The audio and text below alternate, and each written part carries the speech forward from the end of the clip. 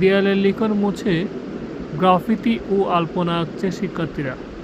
আমরা চাই আমাদের দেশকে আমাদের মতো করে সুন্দর করে গড়ে তুলতে।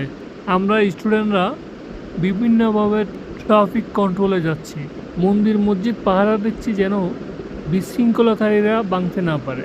আর আমরা যেহেতু কোটা আন্দোলনের সময় নিজে গ্রাফিতি করে প্রতিবাদ জানিয়েছিলাম, দেওয়ালে অনেক লেখালেখি হয়ে অনেক নোংরা হয়ে গিয়েছিল।